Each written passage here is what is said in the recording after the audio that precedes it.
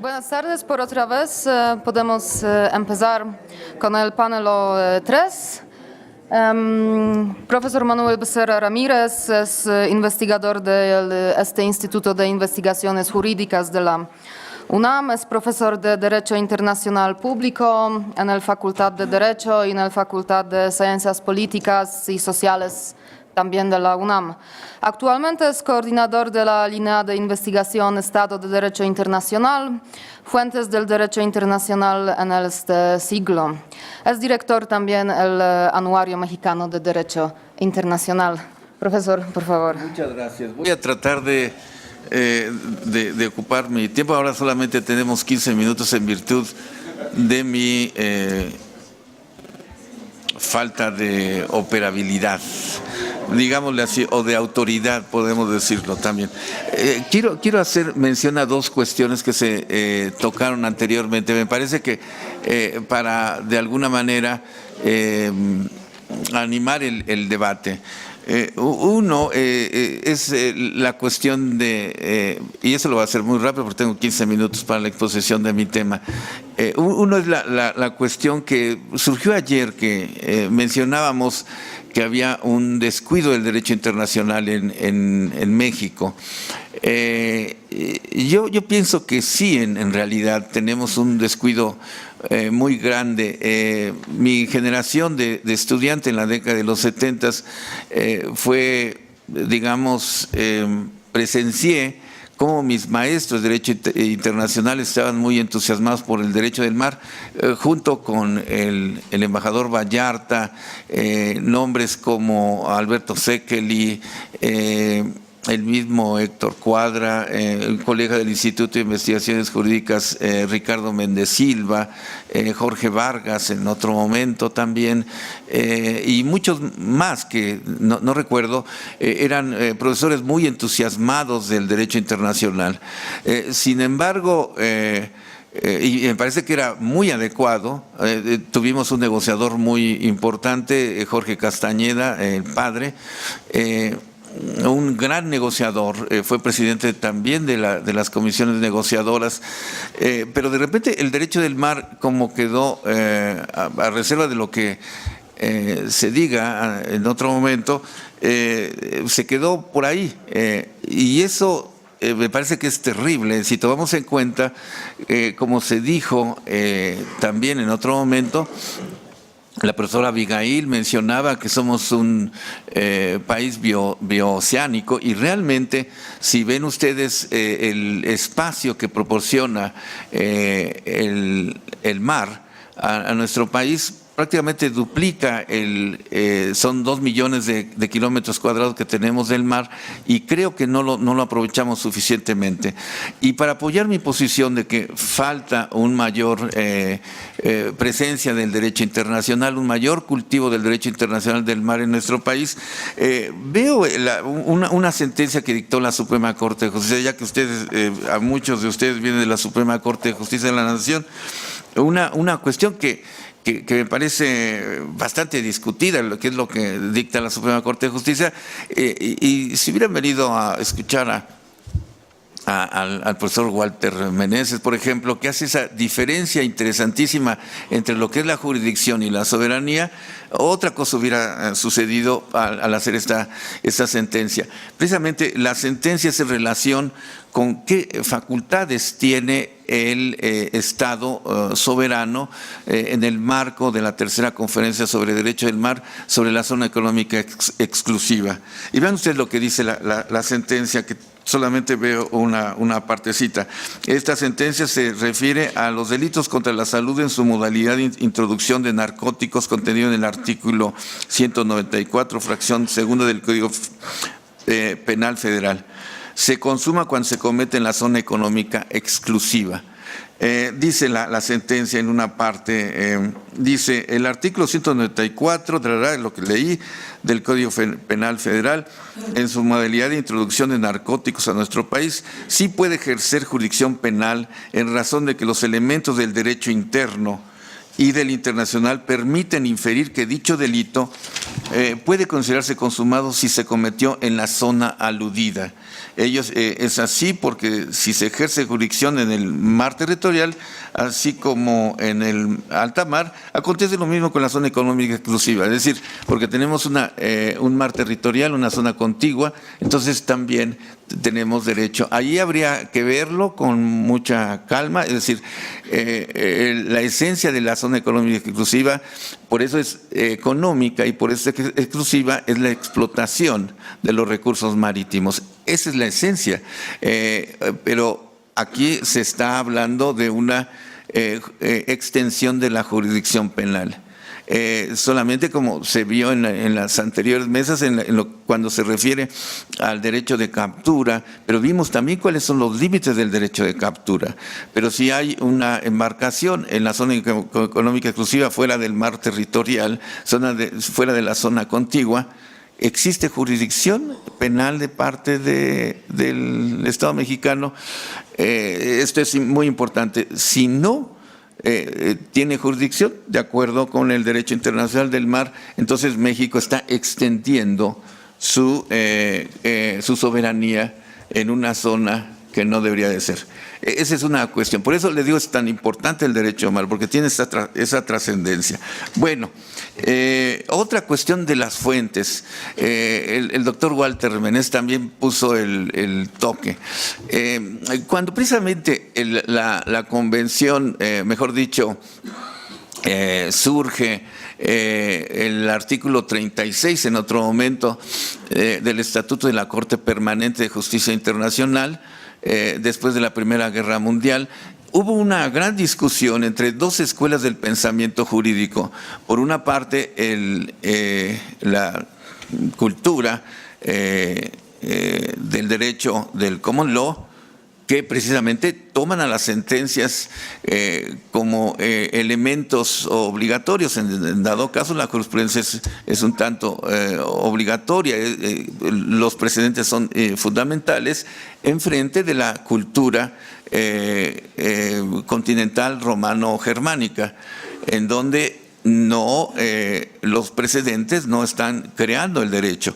Una de las cuestiones a las que se llegó, y eso fue motivo de una discusión entre estas dos tipos entre estas dos culturas jurídicas, fue que la Corte Internacional de Justicia no es un legislador internacional. Los precedentes, si bien son importantes, no son obligatorios. Pero ahora, bien lo dice el profesor Meneses, no estamos hablando de 1919. Las cosas han cambiado indudablemente. Pero ahora hablar de que la jurisdicción internacional es obligatoria. Y no es solamente el profesor Meneses, habría que discutirlo, también lo escribe por allí en el prólogo del libro que presentamos ayer, Gómez Robledo. Dice, la Corte está llenando todos los espacios en donde hay falta de legislación, esa es una cuestión bastante interesante y discutible. Al final de cuentas, si por ahí va en una posición de voluntarista de los estados, y por ahí van los estados, entonces diríamos, sí, el derecho internacional tiene nuevas fuentes de creación, que serían precisamente a través de las decisiones jurisprudenciales internacionales. Pero es un elemento muy interesante que a lo mejor se puede también reflejar en la obra que estamos llevando a cabo. Bueno, mi tema se refiere ni más ni menos que a ciertos recursos de carácter transfronterizo. Yo estaba reflexionando sobre si esto es cuestión de derecho del mar, porque los recursos transfronterizos son aquellos recursos que no tienen o no respetan una una frontera estatal específica.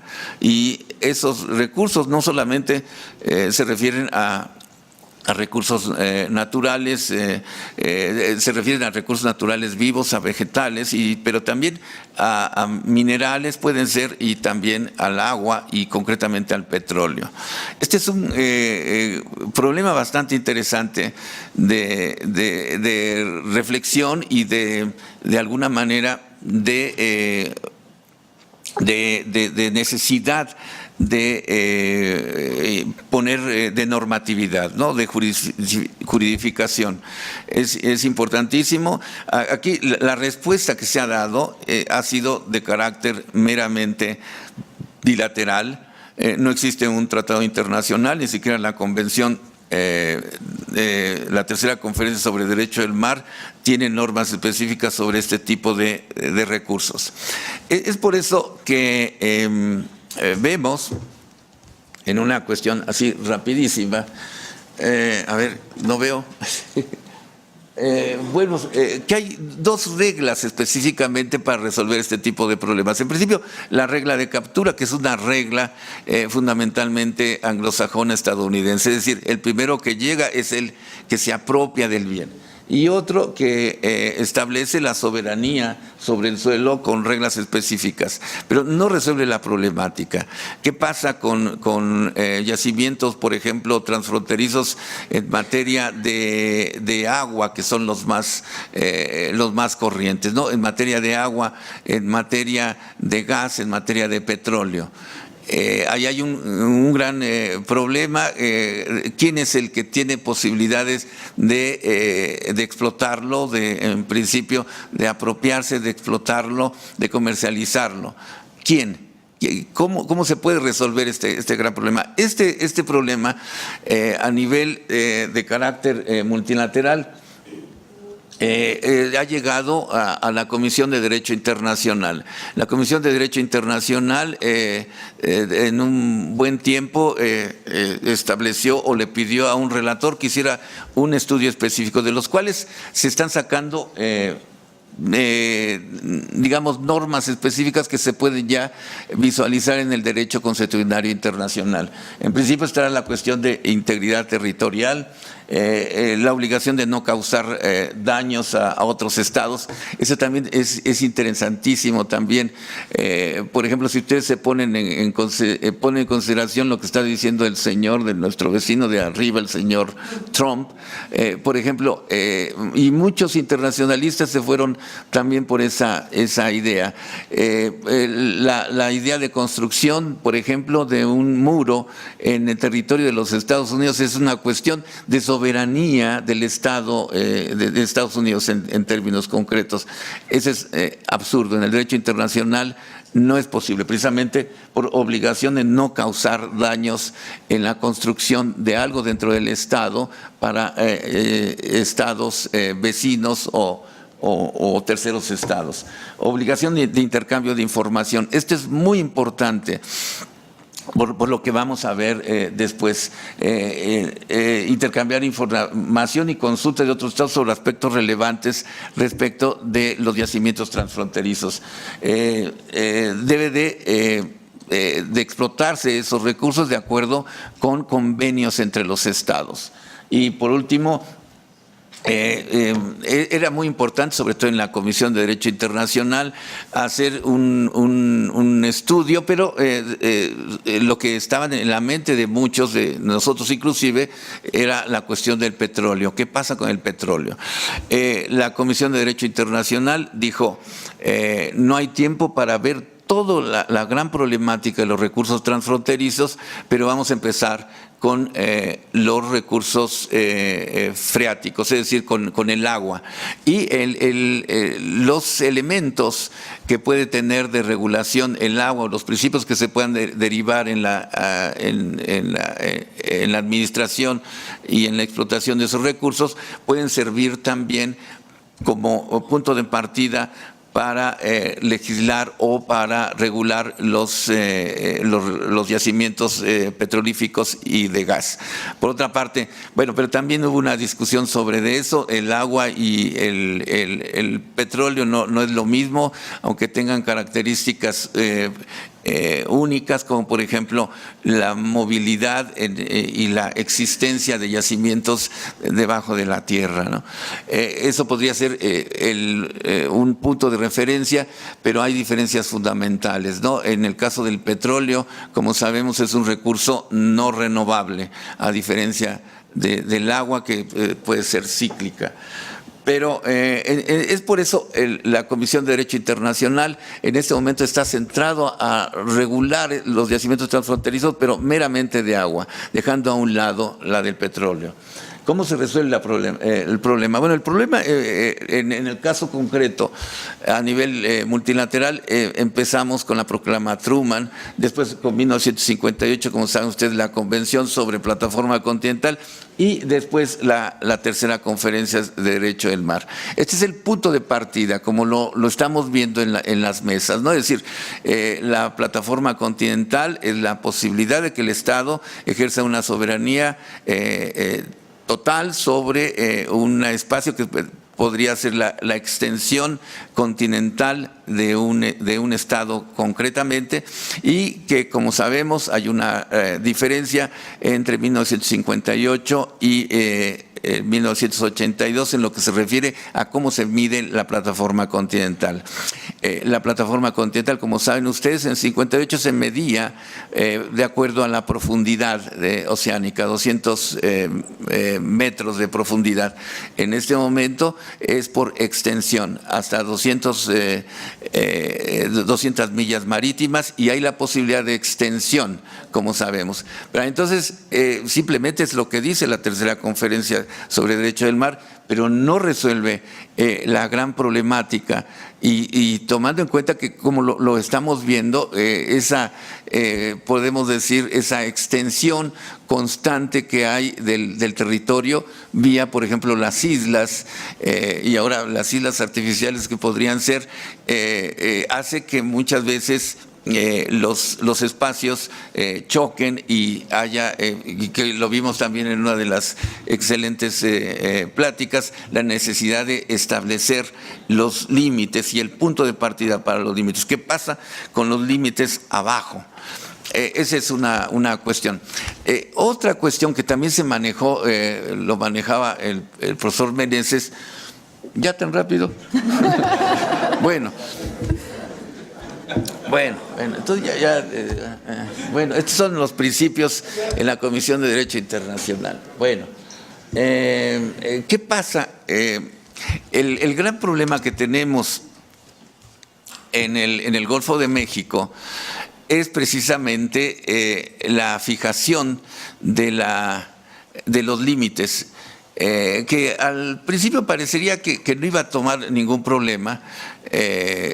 Por eso en 1978 los Estados Unidos y México firmaron un tratado internacional estableciendo los límites. Yo ahí es donde veo la problemática del derecho del mar, porque si uno ve el tratado, ve todas esas coordenadas que no entiende uno nada, dice a lo mejor está bien, pero no sé. Pero el gran problema en 1978 es que el tratado se firmó por parte de México y se ratificó, pero los Estados Unidos no lo hicieron. ¿Por qué no lo hicieron? Ahora sabemos que precisamente el fuerte cabildeo de los mineros en Estados Unidos dijo que ese tratado internacional no le convenía a Estados Unidos. En consecuencia, ¿por qué?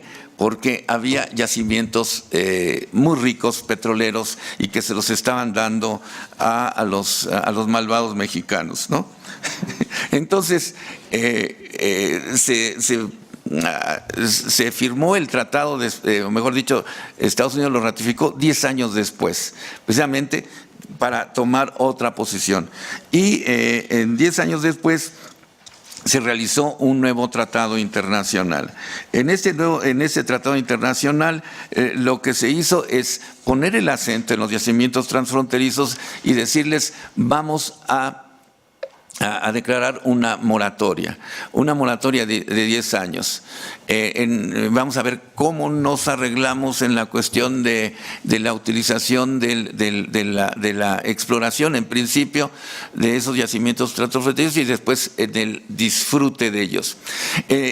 A principios del siglo, es decir, en el año 2000, había ciertas complejidades para el Estado mexicano, indudablemente. No sé si eran complejidades o no, pero había un problema, porque a nivel internacional, la fórmula que se utiliza para la explotación de esos recursos transfronterizos es la de unificación.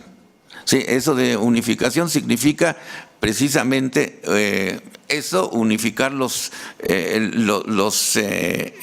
recursos transfronterizos, en este caso los yacimientos petroleros, establecer una sola administración o una administración de carácter binacional, por ejemplo, que haga la posibilidad de explotar y comercializar los productos. La problemática de México era que, de acuerdo con el artículo 27 de la Constitución, no hay posibilidad de asociarse con empresas extranjeras. Hay que ver que la posición de los Estados Unidos es la posición primera, es decir, el derecho de captura. El primero que llega ahí se apropia del petróleo. Eso significaba, podemos decirlo así, que el Estado mexicano, vía Pemex, podría ser, hiciera comercialización, hiciera un acuerdo con una empresa transnacional, la Exxon. En el año 2000, de acuerdo con el artículo 27 de la Constitución, me parece que eso no era posible. Sin embargo, como saben ustedes, conocen ustedes la historia, México reformó su Constitución, lo que hace posible esto. Pero quedaba todavía, porque ya les decía, de acuerdo con el convenio del año 2000, se dio existía una prórroga de 10 años y que pasaba después de los 10 años. En ese ínter había la posibilidad de seguir trabajando haciendo exploración. Es otra de las cuestiones que manejaba el profesor Meneses. El desarrollo tecnológico hace que todo esto esté cambiando muy rápido, ¿no? Estamos hablando de yacimientos transfronterizos que están a una profundidad de 3 kilómetros hasta de 5 kilómetros de profundidad, para lo cual se requiere una tecnología muy especializada. Pero posteriormente hay un acuerdo internacional que ya se los voy a decir. En 1900 hay una extensión por parte de México de la plataforma continental hasta 350 millas marítimas. En el año 2014, ya con esto casi termino, profesora. En el año 2014, y este es lo más interesante realmente, en el año 2014 se realiza un tratado precisamente entre México y los Estados Unidos en relación con los yacimientos transfronterizos de hidrocarburos en el Golfo de México. Esta es una joya de negociación. Esta es una joya de negociación precisamente porque es con la gran potencia de los Estados Unidos, en donde se establece todo un marco jurídico en el cual se explora y de alguna manera se establecen las normas para la explotación de los yacimientos transfronterizos. Ahora sí hay un sistema de carácter mutuo entre México y los Estados Unidos, en donde se establece toda una estructura en donde hay un secretariado por parte del Estado, en este caso México y Estados Unidos, después una organización de carácter conjunta, hay normas específicas de explotación y no solamente eso, sino de distribución de los recursos, y hay normas inclusive que resguardan la normatividad en materia de medio ambiente. Me parece que es toda una hazaña, podemos decirlo, desde el punto de vista de negociación, donde parece que está equilibrada la participación de las dos partes en lo que se refiere a la explotación. Ahora, les digo, es el Estado quien da licencias a empresas extranjeras y esas empresas extranjeras van a negociar con sus pares. Se me parecería que está bien. Una de las cosas que yo digo, ¿a dónde vamos a criticar esto? Yo creo que hay muchas cosas que criticar, pero una que me parece que es la más evidente es la falta de transparencia. Como hay un sistema de carácter fiscal, pero diríamos, ¿cómo se reparten los recursos? Hay un artículo final del tratado que habla de confidencialidad. En la medida en que sea consistente con su legislación nacional, las partes deberán mantener como confidencial y obligarán a sus licenciatarios, es decir, a las empresas, a mantenerla con el mismo carácter. Toda la información confidencial, así como cualquier otra información obtenida de la otra parte o de sus licenciatarios de conformidad con este acuerdo. Me parece que es una cuestión que no lo prevé el Tratado Internacional, pero que es muy importante, sobre todo tomando en cuenta los intereses del Estado mexicano, ¿no? El petróleo es una cuestión muy sensible para nosotros, yo creo que para todo el mundo, para los brasileños también, pero desde 1938 nos sentíamos orgullosos con el petróleo. Ahora vamos a ver, las empresas hacen acuerdos de unificación y se van a repartir. Bueno, esto es respecto, nada más con esto ya termino, profesora. Esto es respecto de una parte. Este acuerdo internacional es el que se refiere a la parte occidental, es decir, la que está en la parte izquierda. Pero hay otra parte que es la de la derecha, en donde está involucrado Cuba, Estados Unidos y México. Eso es lo que está en este momento en el Senado. Por aquí vienen representantes del Senado. Eso es lo que se está discutiendo en este momento. Lo que me llama la atención es por qué no se dieron cuenta que ya el polígono occidental ya se había negociado con Estados Unidos. Me parece que va a ser simplemente una repetición en el polígono oriental, donde está Cuba. Ahorita hay mucha tensión en el Senado diciendo: cuiden esa negociación. El tratado ya está en el Senado, pero cuiden la discusión, porque esa es otra de las cuestiones que dice el profesor Meneses. Los aspectos, el derecho internacional del mar tiene aspectos de derechos humanos y no derecho económico. Ojo con eso. Lo que están diciendo en este momento en el Senado es que no se aplique la ley sobre tratados internacionales en materia económica, que pone el acento en ver cuál es el impacto de este tipo de tratados internacionales en el desarrollo de México, pero muy puntual. Hay una porción en el Senado que dice: no apliquemos la ley. Me parece que sí tiene un gran contenido económico, estamos hablando de petróleo. Pero eso, hasta aquí llegué, ya, perdón. Entonces, eso ya cuando salga el convenio también lo reflejaremos en lo que estamos escribiendo. Muchas gracias, perdón.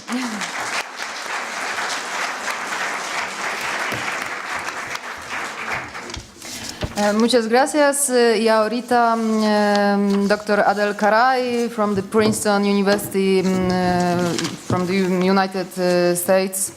Dr. Adel Karay jest investigadora postdoctoralem programa Mundial del Princeton, Harvard, China y ha sido becaria del programa Marie Curie en Leuven. Recibió educación en sinología y ciencia política en Italia, el Reino Unido y en China.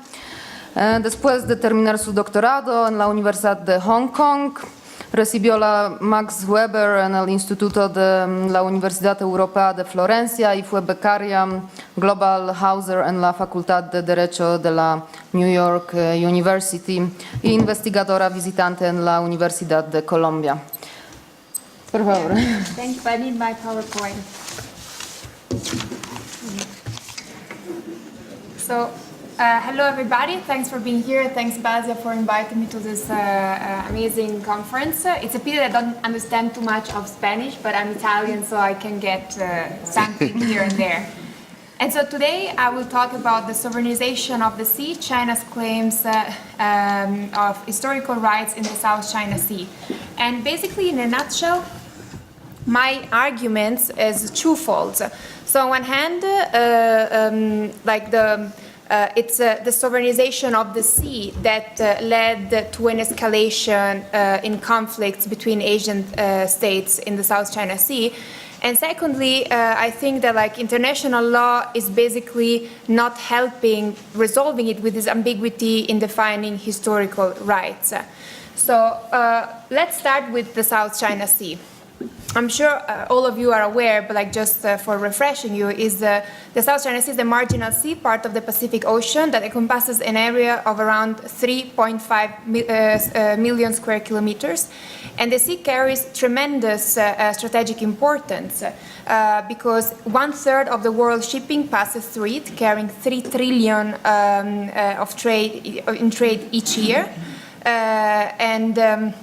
There are submarine cables that goes through the sea, and they're the backbone of the internet.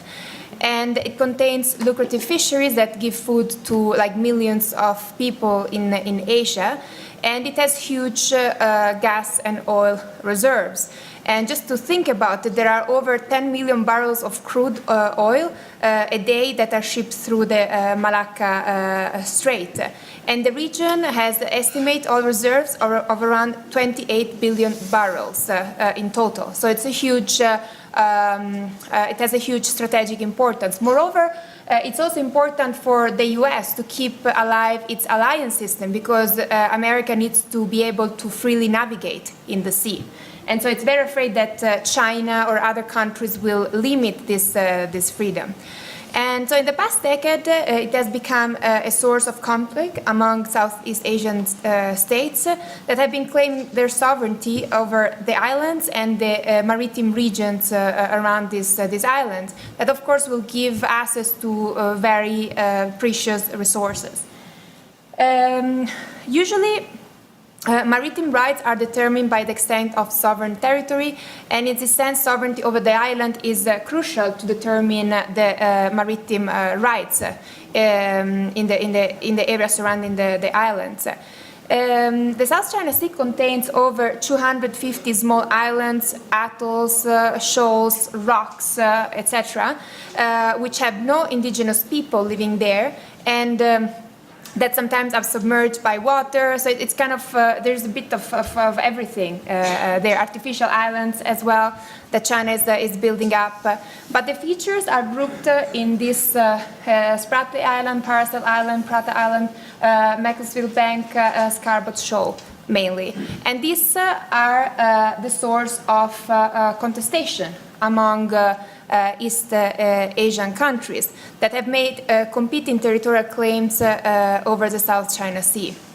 And such disputes have been regarded as Asia's most potentially dangerous point of conflict in the future that can also become a world conflict because the US has also a very strong interest in the South China Sea, precisely because of the freedom of navigation and exercise its own military power there.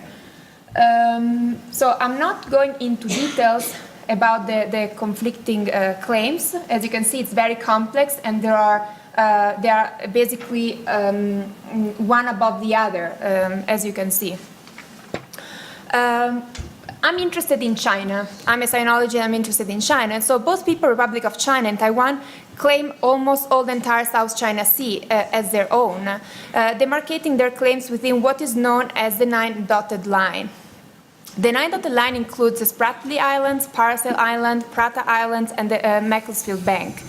And the claim overlaps with those of virtually every other country in the region. China, in the past decades, has been starting to claim its rights through the notion of historical rights. This, of course, created a lot of tension that led in January 2013 the Philippines to formally initiate an arbitration proceedings against what it deems to be an unlawful China's claim on the territories within the 9 dash lines. On July 12, 2016, the arbitral tribunal backed the Philippines, saying that there was no evidence that China had historically exercised exclusive control over the waters or resources. Hence, there was no legal basis for China to claim historic rights over the 9 dash lines. China and Taiwan, however, rejected this award. But what are historical rights? In Chinese, 历史性权利. Historical rights have been the object of study of philosophers, jurists, sociologists, historians, etc. There is disagreement on whether historical rights are justifiable philosophically and legally. And in international law, the notion of historical rights started to emerge in Europe in connection to natural law in the 18th century. But after a long period of disinterest, the notion started to reemerge in the academic and legal discourse in the 19th and 20th century. According to the Encyclopedic Dictionary of International Law, as you can see here, historical rights is used to mean title created in derogation of international law through historical process by which one state has asserted a jurisdiction originally illegal, and this has been acquiesced in the community of nations. The Congress of Vienna in 1814 was the first to include the notion that the historical possessor of the territory had the right to that territory in perpetuity, establishing the principle for which territorial acquisition could have been legally justified on the ground of territory. And this, of course, the legal historical rights have become crucial after the Second World War, when war started to be banned as a justification for acquisition of territory. So states have to look for different justification, and history is one of these justifications. China historical right claim in relation to the islands and the maritime area surrounding them in the South China Sea are clearly connected to the issue of defining sovereignty. China, in its own constitution, states that one of the objectives of the Chinese Communist Party is the reunification of the territory. And this has to do to the history, the colonial history of China from the 19th century, the Opium War, the fact that it was a semi-colony. And so, since the Opium War is starting to reunite the territory, and this includes both land and the sea lately. In international law, the space that is not within state sovereignty becomes res nullis or res communis. The sea for long has belonged to the latter category, and it has been for long characterized as mare liberum. I mean, still today, of course. However, the sovereignization of the land that defined exclusive borders gradually expanded to the sea in the course of the 17th century, and the UNCLOS is but one of this latest development. The sea, given its not fixed nature, has been always considered as something smooth, chaotic, amorphous, non-formal. It has been considered as a space without geography and consequently more difficult to place under grids and calculation. Even today, the ocean is understood more like a space rather than a place. And when there are issues such as the pollution of the sea, melting ice, rising sea level, are still thought in terms of issue of the land, of the territory. The sovereignization of the sea is linked to the transformation of the notion of sovereignty from a dynastic to a territorial conception. And this can be seen in the representation of, in the cartographic representation of political territory in Europe. And while many 16th century maps did not depict the boundaries between states in the sea, the number grew significantly in the mid-17th century. Debates about international law of the sea skyrocketed in the course of the 17th century, as reflected in what can be considered the first systematic treaty about the law of the sea, which is Grotius Mare Liberum in 1601. And the law of the sea that developed in the writing of Gentili, Grotius, Selten, Pufendorf in the 16th and 17th century was a reflection of the disputes on maritime dominion in the Mediterranean, North Sea, Baltic Sea, the English Channel, and the territorialization of and sovereignization of the sea. The sea was traditionally subdivided into an area subject to the sovereignty of the coastal state called territorial sea, and in an area where the principle of freedom to use applied to all the state, and this was the high seas. And in the course of the 19th and 20th century, imperial national rivalry expanded to the east and included new players, such as the new states that were formed after the process of decolonization, including China. The naming of the ocean also acquired a global political significance, and in 1921, an institution in charge of adopting a universal nomenclature of delimitation of oceanic space was also created, really reflecting the new importance of the sea. China was already part of the international society in the 20th century, but the Beijing and the national governments of the Republican period, which goes from 1912 to 1941, were still struggling to redefine and exert real control over Chinese territory. The sea for China has always played an important role, contrary to what many people say, that China was not a maritime power. China has always been a maritime power, and the sea has always been essential in its understanding of the world. But China was new both to international law and sovereignty in the 19th and 20th century, and the interest for the sea was not necessarily translated into sovereign rights over the sea, even more. As for the South China Sea, in the Tang Dynasty, which goes from 1618 to 1906, the historical record about South China Sea started to appear, but then there are different interpretations about these historical records. The official rhetoric says that these are already signs of sovereign control, exclusive control. Most of other interpretations instead says that these islands were territory to avoid. So they were demarked in the maps, but more as places where you should not go, basically, not as to demarcate sovereignty or authority. So the historical rights in relation to the nine dot lines emerged in China only in the Republican period, in these maps of 1947. But this is not about maritime rights. This map, also as the Chinese says, is about the location of the islands in the South China Sea. And when China was under the control of the Republican government in the 30s, it issued a decree declaring a territorial sea of 3 nautical miles. Prior to that declaration, China appears to have distinguished between the inner ocean and outer ocean in the domestic laws, and to have included reference to a territorial sea in a number of international agreements. But again, it never argued about maritime rights around these islands. The PRC continued this, the 9 dotted line maps and claims, but again, the claims to the maritime area surrounding the island is something that develops only in the past few decades. And I argue that it goes hand in hand with the development of international law. As a matter of fact, the legal regime that defined and affected sovereign claims over islands and maritime regions became increasingly regulated. And the UNCLOS, through the UNCLOS, control over the maritime region and their resources becomes more concrete. The state can now exercise limited sovereignty, specifically for custom, immigration, sanitary regulation over further 12 nautical miles in the contiguous zone. This is followed by an exclusive economic zone up to 200 nautical miles, etc., etc., etc.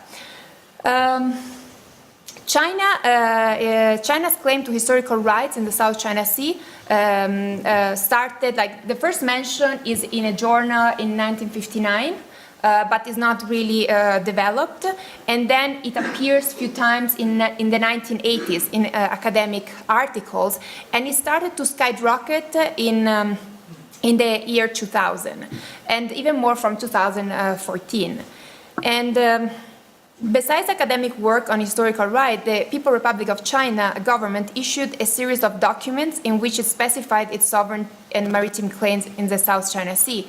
The first important document is in 1992, Law on Territorial Sea and Contiguous Zone of the People Republic of China, where China claims its sovereign rights over all the islands along the Nine-Dash Line, and the 1998 Law of the People's Republic of China on the Exclusive Economic Zone and Continental Shelf. The latter is the first official document that directly mentions historical right, without, however, mentioning the Nine-Dash Line. China's position on the historical right in South China Sea has been further elucidated in the Chu Note Verbal of 2009 to the Secretary General of the United Nations. Accordingly, China has indisputable sovereignty over the islands in the South China Sea and the adjacent water, and enjoys sovereign rights and the jurisdiction over the relevant waters as well as the seabed and subsoil thereof. But the most comprehensive statement of China about its historical right in relation to the Nine-Dotted Line is a government statement that followed the South China Sea Arbitral Award of 2016. In it, China outlines more clearly its position on its historical right claims along the Nine-Dash Line, which are no longer just about islands territory, but have also maritime rights. However, there is still a lot of ambiguities in China claims, and so is in international law. So I think that the lack of clarity of Chinese historical rights claim reflects a lack of clarity of the international law with regard to the historical rights. In the international law, there is not a definition of historical rights, and the UNCLOS does not mention it directly, but tacitly it recognizes it. And in 1962, the United Nations International Law Commission commissioned the UN Secretariat a study on historical waters that indirectly touch upon also historical rights. And so these are the three criteria that were identified by this commission in order to define historical rights. So the authority exercise over the area by the state claiming it as historic waters, the continuity of such exercise of authority, the attitude of foreign states. However, if one look at the practice, at the custom, international customary law, and in particular these cases and other cases that I refer to in my paper, there is complete lack of clarity. And so sometimes one aspect is more important to determine sovereignty over waters or islands, so it's very unclear. And the combination of the underdevelopment of the regime, its popular use, and its not having been outlawed makes it become a very ambiguous concept that could equally justify or not China historical claims in the South China Sea. Chinese historical rights claim, and such claims in general, work through the notion of sovereignty and its very rigid understanding of territory. Such sovereign conception of territory, and for exemption the sea, is not able to take into account the kind of authority relationship with the territory that preceded modern international law, and in a sense it does not do justice to them. The 2006 award of the Permanent Court of Arbitration on the Nine-Dash Line and China's claim in the maritime areas of the South China Sea simply rejected China's claim to historic rights or other sovereign rights or jurisdiction with respect to the maritime areas of the South China Sea encompassed by relevant part of the Nine-Dash Line. The main issue of international law and the legal and conceptual instrument it provides to its actor is that promoting a rigid and exclusive sovereignty is not able to make sense of an international world in which people, goods, and services flowed and continue to flow across borders. To this contributes, of course, Chinese scholars that attempted to justify Chinese historic claims on the ground of discovery or in accordance with established modes of acquiring titles and sovereignty according to modern international law. If Chinese imperial records demonstrate the importance of the maritime regions of the South China Sea for China as a sea power, one cannot in fact conclude that exclusive sovereignty over the island and the maritime region was asserted, but neither the opposite can be demonstrated. In any case, there is no international law that governs maritime historical rights. Chinese claims, therefore, cannot either be sustained through law or consider an infringement to the international law. To conclude, if one look at the theory of territory, the principle of rectification of historical rights are too feeble, but also simply rejecting historical rights seems too feeble to me. Perhaps in the case of the South China Sea, one can go back and look at the shared sea and the common use of resources rather than focusing on an inexistent history of exclusive rights. In looking back at the history to determine the validity of historical claim, one should focus less on static conception of the territory and try to focus on the history of cooperation, shared sea and resources, and on the lack of exclusive control over the islands and the maritime region of the South China Sea. Thank you.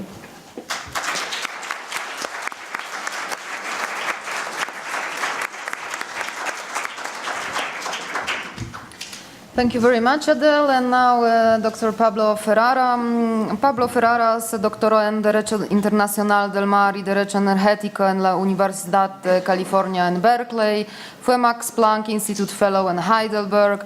Trabajó como investigador del Groningen Center of Energy Law en los Países Bajos. Ha sido docente de grado y posgrado de la Facultad de Derecho de la Universidad de Buenos Aires, en la Facultad de Ciencias Económicas de la Universidad del Salvador y en la Diplomatura de Negocios Internacionales con la República Popular China.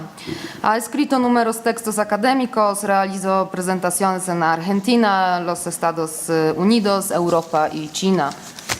Pablo. Bueno, muchísimas gracias, Bárbara. Muchísimas gracias, doctor Becerra.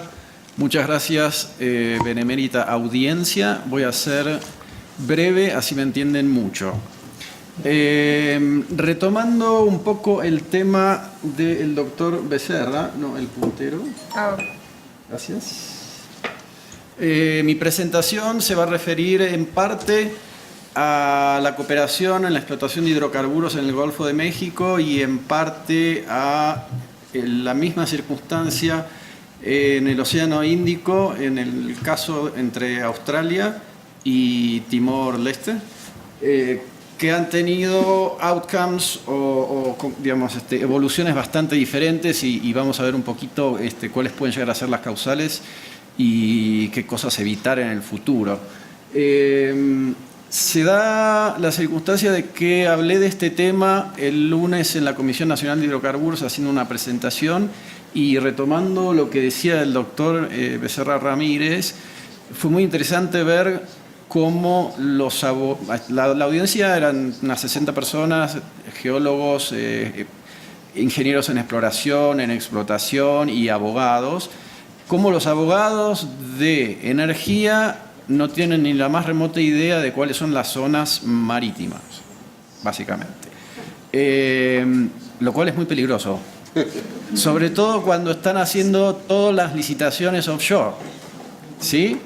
O la mayoría de las licitaciones. Ronda 1, 2 y 3, licencias, acuerdos de cooperación, etcétera, etcétera, etcétera. Bueno.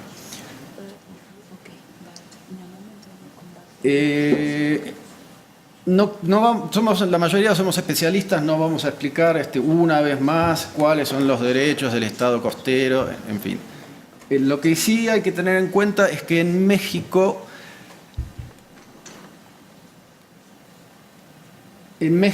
la mayoría del petróleo era, hasta la reforma energética del 2013, era extraído en la zona del Golfo de Campeche. Y en esa zona las aguas, primero que son relativamente bajas, en segundo lugar se llevaba a cabo la explotación offshore en mar territorial, en su enorme mayoría, casi totalidad, y los derechos y la regulación era básicamente la misma que onshore, con excepción de el abandono de las plataformas, de los pozos, en fin, etcétera, etcétera, etcétera. La regulación laboral también es diferente a la que aplica onshore y el costo obviamente es diferente, porque un pozo en tierra sale algunos miles de dólares, mientras que un pozo offshore cuesta de $50.000 diarios hacia arriba, dependiendo de la profundidad. Le voy a poner algunos números a los datos. Aquí el interés de los Estados Unidos en el Western Gap del Golfo de México radica básicamente porque se calcula que hay más de 2.300.000 barriles de petróleo, que sería entre el segundo y el tercer yacimiento offshore a nivel mundial, ¿sí? Igualmente hay aproximadamente 3.000 billones de metros cúbicos de gas. Y en este momento México es un importador de gas, a pesar de que es un país rico en yacimientos de hidrocarburos líquidos y gaseosos. Mi presentación, se están dando cuenta, tiene un pie en el derecho internacional público y otro pie en el derecho energético, y les voy a estar dando datos e información comparativa para que ustedes puedan entender cuáles son los parangones que tienen que tener en cuenta los internacionalistas y los abogados de cada una de las distintas secretarías, porque una cosa es la Consejería Jurídica de la Cancillería, otra cosa es la Secretaría de Energía, otra cosa es la Secretaría de Asuntos Ambientales y otra cosa es la Secretaría de Asuntos Marítimos. Yo sé que están en última instancia todas interrelacionadas, y una de las cosas que comentó el jefe de Asuntos Jurídicos es que hay mucha transparencia y digamos, el sentido que le dio él la transparencia es que antes de la reforma por ahí no se hablaban mucho unos a otros o no había buena onda, y en la actualidad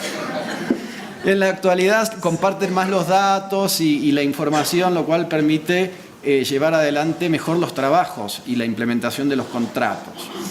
Y cuando hablo de contratos es un punto esencial, porque la reforma energética tomó toda la pirámide jurídica, fue desde el artículo de la soberanía indelegable de la nación mexicana sobre los hidrocarburos, a la ley, a cada una de las regulaciones o reglamentaciones o resoluciones de cada una de las secretarías, etcétera, etcétera, y después pasamos al paso siguiente, que son los modelos contractuales. ¿Qué modelos contractuales eligió México? El modelo de licencia, el modelo de explotación conjunta solidario, a diferencia del sistema noruego y de la AIPN, Asociación Internacional de Negociadores de Petróleo, que tiene un modelo de explotación conjunta en el cual se puede dividir el porcentual de responsabilidad de las partes, además de elegir al operario, y que tiene otra alternativa adicional, que es la cláusula de sole risk, que es que a mí me asignan un bloque, y si yo soy parte de ese acuerdo de explotación conjunta y considero que en una parte del bloque vale la pena explorar y explotar a mi cargo, puedo proceder. Eso en México no se ha considerado, ¿sí? Ahora, este modelo de explotación conjunta es muy beneficioso porque promueve el desarrollo de los pozos offshore, porque cuanto más offshore estamos, mayor es el riesgo. Cuanto mayor es el riesgo, mayor es el costo, mayor es el grado de tecnología que hay que tener, mayor es el costo de los operarios, porque digamos, hay una cuestión de desarraigo. Los operarios pasan meses viviendo en las plataformas, alejados de su familia, y eso tiene un costo altísimo para las empresas, ¿sí? A eso hay que pagarle el seguro, o sea, la ART, la aseguradora de riesgo de trabajo, el seguro del pozo, ni que de hablar si tenemos una circunstancia como el Event Horizon, ahí se nos fue a pique 3% el precio de las acciones en bolsa, pero es otro tema ese. Con respecto a lo que mencionó el doctor Becerra Ramírez, estos son los mapas que había presentado en el acuerdo de límites del año 2000 México con Estados Unidos. El acuerdo es realmente muy breve, tiene creo que como mucho 10 artículos. Básicamente lo que dicen es, avanzamos los dos estados hasta este límite. Bueno, en la izquierda se ve, ¿esto tiene punteros? Sí. ¿Llega? Bueno, avanzaron hasta ahí, pusieron el límite de su plataforma continental allí, delimitaron aquí la zona que luego de la moratoria iba a ser negociada y que el doctor Becerra mencionó. Perdón. Aquí México tiene derechos soberanos en el lecho y el subsuelo, aquí los Estados Unidos. Y la cuestión era qué modelo de explotación se utilizaba allí. Beneficios y perjuicios de la unitización. Beneficios para México. México no tiene tecnología de alta profundidad, así que puede aprender mucho y puede explotar, ¿sí?, el día que se empiecen a dar esos bloques. Ahora, ese día probablemente por un tiempo largo esté bastante lejos, porque con el precio del barril a $60, sinceramente no sé qué empresa se va a meter a 4.000 metros de profundidad a ver si hay petróleo, cuando tienen toda la costa de Texas y las costas cercanas a la costa aquí en México, para desarrollar todavía yacimientos sin siquiera probar, ¿sí? Pero bueno, eventualmente sabemos que para los Estados Unidos de América el petróleo es un recurso estratégico que sistemáticamente la política ha sido: mantenemos nuestras reservas probadas y en la medida en que podamos y tengamos superávit fiscal y de comercial, etcétera, etcétera. Bueno, comercial nos está yendo bastante bien, pero bueno, eventualmente, mientras sigamos siendo la primera potencia del mundo, importamos petróleo y mantenemos nuestro petróleo para cuando no podamos importar más. Pero eventualmente eso va a terminar y van a seguir avanzando sobre el Golfo de México. En la actualidad hay unas 2.800, 3.000 plataformas sobre el estado de Texas, que supera en su totalidad al resto de las plataformas en el resto del mundo, para que tengan una idea. O sea, hay más plataformas solo en Texas que en el resto del mundo, contando todo. Por eso es tan importante, como mencionaba el doctor Ramírez, que hayan acordado con Estados Unidos, mal que mal en los términos que hayan acordado, porque si no hubiesen acordado probablemente habrían salido peor parados.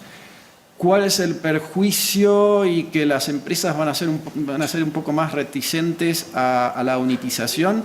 La unitización, a diferencia de los acuerdos de explotación conjunta, lo que crea es un sujeto único de derecho, digamos, vamos a la parte de corporaciones.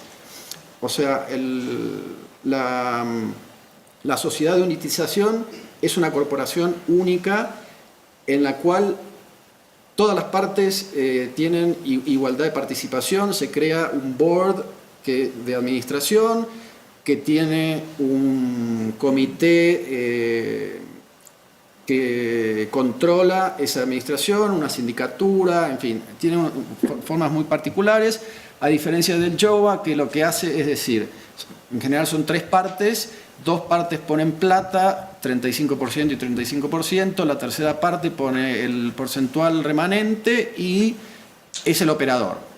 O sea, se ocupa de todos los trabajos de pozo. En el caso de la unitización, no, es la sociedad unitizada la que se ocupa de llevar adelante los trabajos.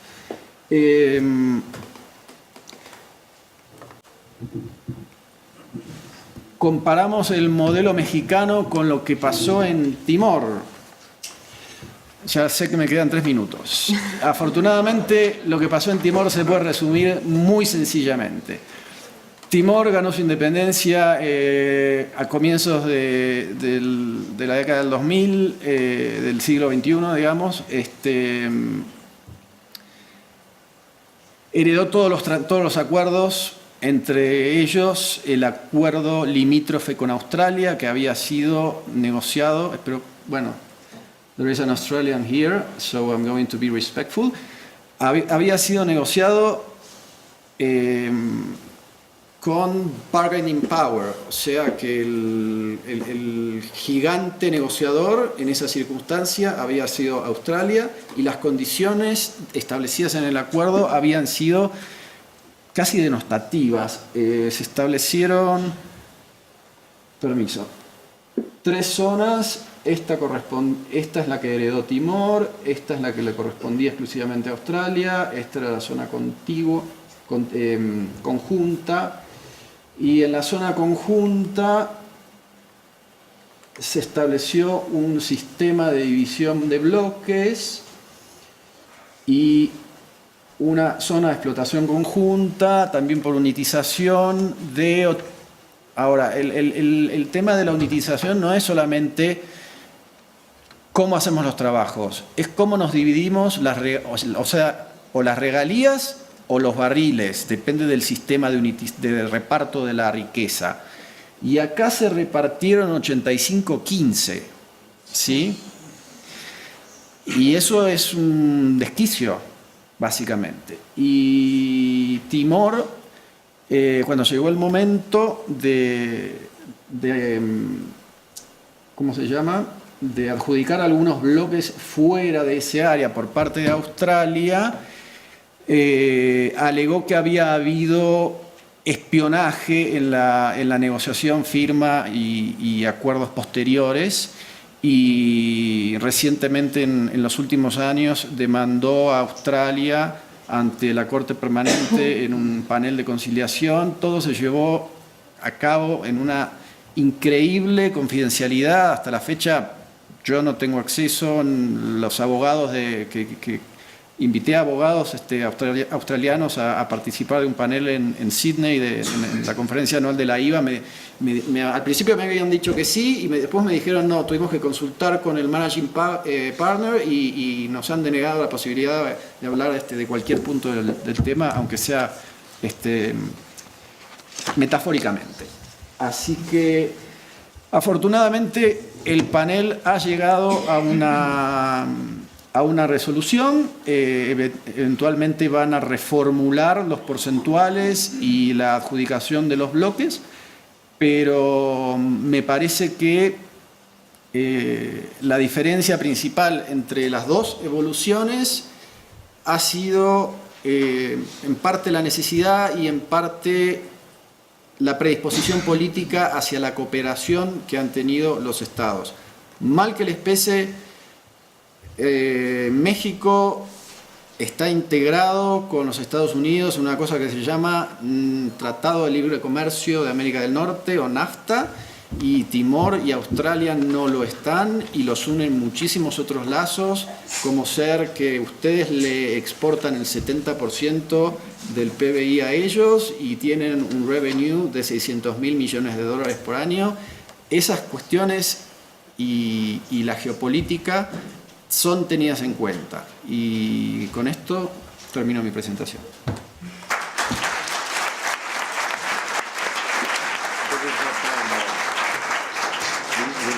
We have to go out. Muchísimas gracias a todos. Desafortunadamente no tenemos mucho tiempo. Por eso, otra vez, muchísimas gracias por venir. Gracias.